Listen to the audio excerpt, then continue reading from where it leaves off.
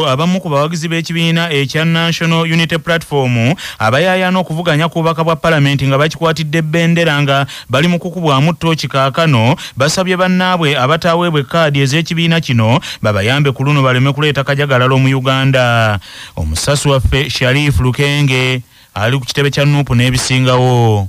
Enteekateeka y'okukuba ttooki mu bakulembeze abeegwanyiza ebifo by'obubaka bwa Paalamenti mu Bendobendo eri e Masaka kutandise n'akakiiko k'ebyokulonda mu kibiina kya National Unity Platform okwogerezeganya n'abeegwanyiza ebifo bino wano ku kitebe kya NUP mu bitundu eby'ekavule. Era akakiiko k'ebyokulonda kawanjagidde bano abazze olunaku olwaliro okukubwamu ttooki nti okubeera abenkanya omuntu ataweebwa ekkaadi ya kibiina aleme kwesimbawo ku bwannamunigina oba okugenda mu kibiina ekirala oba okutandika okwogerera ekibiina kino ebigambo ebikaawu okukira omususa. Abamu kubavuganya ku bifo ebitali bimu bakulembeddwamu Joseph Gonzaga Sewungu. Bano nabo bawanjagidde bannaabwe abataweebwa kkaadi za kibiina kino nti ku mulundi guno obutaleetawo mbeera yakulaga mu lugube. Prosesi yonna eveetinga tesobola kulekawo banyiize nabasanyuse bombi balina okubeerawo abanyiga n'abakola ki naye nga bwe tuli wano singa tukwatagana tuga nti kati bagweta Masaka twazze bayisizamu abantu 15 mwayiseemu bibanga kyekizze tukwate abalala tubagaye bannange chances nazijja kujja tumutudde emabega tutambuze omulimu. Process eno njikiririzaamu nnyo olw'ensonga esooka nti eri transparent. Ekyokubiri nebyogenda wansi ne musanga abalonzi ne bakuba obululu ne babubba ng'enaali mu bwekola eyo teba process eri transparent. Ate endala abamu ku bamaze okukubwamu ttooki bano bakulembeddwamu Veronica Nannyondo ow'Ebukoma Nsimbi. Omukyalo ono agambye nti ku bibuuzo ebimubuuziddwa alabira ddala nga kkaadi y'ekibiina kya National Unity Platform mu kalulu akajja aka 2026 agirina. Kakasa Bannabukoma Nsimbi nti vetting egenze bulungi ebibuuzo bye babuuza bye bikwata ku Uganda yaffe. Era omuntu atamanyi Uganda atamanyi mateeka ndowooza afunamu obuzibuzibu naye njagala bakakasa nti tubizeemu bulungi kubanga bikwata ku mbeera zaffe eza bulijjo mateeka gaffe ge tutambuliramu gatufuga na biki ebiteekeddwa okukola. Embeera nga bw'ebeera ey'ebyobufuzi bangi balabiddwako nga beesimbye ku kifo kimu naye nga wano mu weema mwe babatadde tebanyumyako wadde emboozi n'emu ng'akabonero akalaga nti bali ku mbiranye y'amaanyi ey'okukwata kkaadi ey'ekibiina. Mu ssaza Kyaggwe abazadde abatannazaayo baana ku masomero baweereddwa amagezi boogere n'abasomesa basobole okulaba nga abaana bano tebafiirwa kusoma. Omusasi wa FEFPROS Nalugo y'abirina. Waddenga okusoma kwa ttaamu eyokusatu era esemba mu mwaka kwatandise abaana bangi mu bitundu eby'enjawulo emukono tebannasobola kuddayo olw'ebisale by'essomero saako ebikozesebwa ebitannalabika. Abamu ku baana bano bakyalabibwako nga baliko bibatembeeya ng'ebyokulya omuli ebinyeebwa kasooli nakati n'ebirala okusobola okufuna school fees. Omwami wa Ssaabasajja ow'eggombolola ya Ssaabaddu Ntenjeru Richard Sekajja asabye abazadde okufuba nga bwe basobola abaana badde ku masomero nga boogera n'abasomesa. Mukkirize mwekubirize tuzeeyo abaana ku ssomero bagende basome. Amasomero agaffe ganene ag'emu bitundu bino ebitannakukula nnyo osobola okusasulako ekitundu omwana n'asoma ate olusawo ku viddi ntwalayo ekitundu ekyali kyasigala n'essere ne ziggwayo. N'ekirala okwogera n'abasomesa twogere nabo ninako kino omwana kaagira akola kikaagira asoma bakkiriza naye okuleka abaana awaka ne batagenda ku ssomero kya bulabe. Ssaabaddu era asabye n'abasomesa obutateekawo mbeera eremesa muzadde naye bakwatagane okusobola okuyamba omwana w'eggwanga.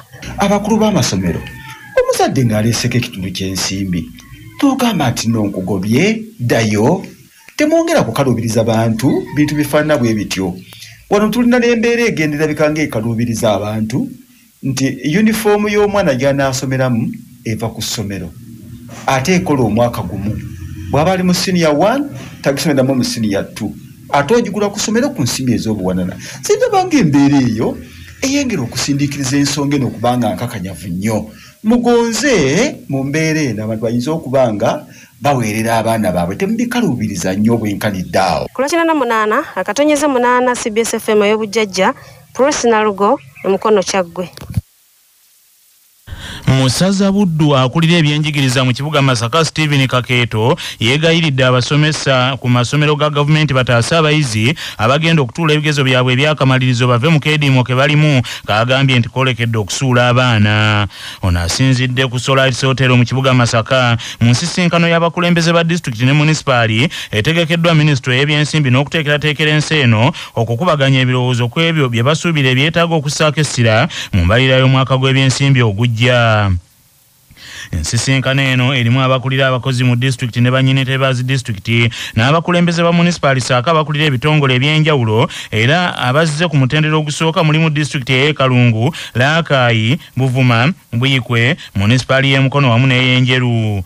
Akulira ebyenjigiriza mu kibuga Masaka Stephen Kakeeto agambye nti singa abasomesa tebasalira abayizi magezi ne balemera mu kwekalakaasa abayizi bakusanga obuzibu mu kuyita ebigezo omwaka guno. Kugenda tukosa nnyo ebyenjigiriza kubanga abayizi baffe abasinga obungi bwe bamaliriza emisomo gyabwe okumalako omwaka. Abazadde bonna n'abaana tugenda kufiirwa. Ne tukubiriza abasomesa beekube mu mutima balabe engeri gye bayinza okuyambamu abaana b'eggwanga. Kwekalakaasa kw'abasomesa kuno mu third term tugenda kukosa nnyo abaana abava mu kibiina ekimu okugenda ku kibiina ekirala. Stephen Kakeeto era annyonnyodde embeera eri mu masomero mu kibuga Masaka mu nnaku zino essatu ezisoose. Abasomesa abasinga tebalipootinze naye kirungi amasomero agamu galinayo abasomesa ba private abasomesa babadde bakuuma abaana nga bali ku ssomero naye okusomesa mu masomero agasinga obungi tekuliiyo. Abasomesa abasinga bajja ne batuula ne babeerawo naye ng'ate tebasomesa. Kale n'olw'ensonga eyo kubeerawo kwabwe n'obutabeerawo byonna bifaanagana mu masomero agasinga obungi getusinze abalambuzi b'amasomero. Okwediima kuno kwava ku gavumenti ya Uganda okwongera abasomesa ba sayansi ensimbi ez'omusaala naddala abasiniya okutuuka ku miliyoni 4 buli mwezi. Ab'amasomo ga arts wamu n'abasomesa ba primary bo ne baleka ebbali ng'emyaka giyise bo tebongeza. Amyuka Commissioner avunaanyizibwa ku byensimbi Ministry y'ebyensimbi n'okuteekerateekera ensi eno Ali Tagore ategeezezza nti bo balinze ekiva ewa pulezidenti naye nti nga ministry balagirwa abasooke bongeze ebitundu 25 ku buli 100 era baakuziwa abasomesa mu mbalirira ya 2025-26. Olwaleero abayizi bayingidde olunaku olwokusatu nga bazzeemu okusoma naye masomero ga gavumenti mu kibuga Masaka n'ebitundu ebirala abayizi batono ddala olw'abasomesa obutabaayo. Eri Road Primary School erina abaana abasukka mu 4,000 naye okwawukanako n'amasomero ga gavumenti amalala y'abasomesa baakomyewo basomesa era ku lw'omukulu w'essomero eryo Kigundu George William omu ku basomesa asangiddwa ku ssomero atubuulidde engeri gye bakoleramu okwawukanako ku masomero aga gavumenti amalala agali mu keediimo.